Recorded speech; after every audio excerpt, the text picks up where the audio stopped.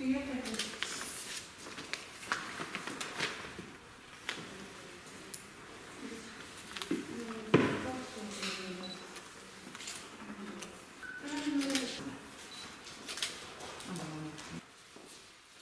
tushirsam bo'ladimi?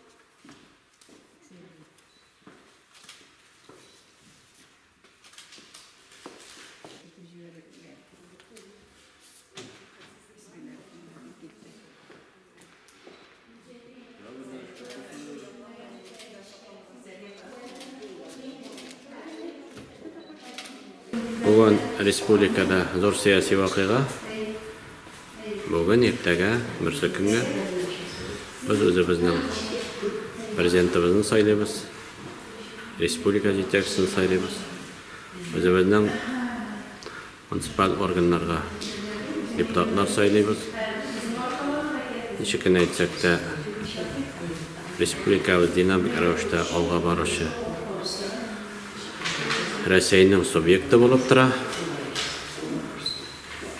Her ülkeni alıp barasak da 5 yıl bilen 10 yıl bilen çağıştırganda zor o'zgarishlar.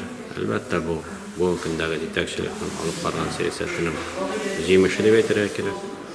Shunga ko'ra endi men ishonam, rayondoshlarimiz shu saylovlarda aktiv kelib, qatnashib, o'zlarining o'xshagan kandidatlarına tovush verirlar deb o'zimizning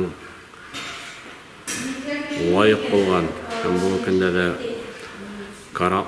karabilni suda yezib boruvchi karabilni turli yoqqa qatmishi olg'a olib bora turgan yetakchini saylovlar deb men ishonib qolaman. Ikkinchidan endi o'zimizning deputatlar zo'r muhim salatga ega olar. Chunki meni tanishimiz anda bizning 10 deputat saylanırga tegish, o 10 deputatni biz sizning bilan saylarga tegish.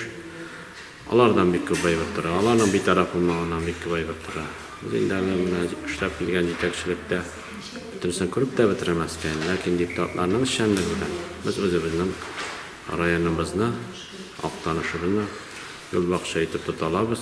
Amanda yashagan xalqning yashash darajasini ona yakka o'zgartirish bo'yicha o'zimizdan turgan ishlayapmiz. Barig'izni da saylovlarga chaqirib qolam. Eson-emin bo'lib, motor etib bu saylovlarni o'tkazamiz.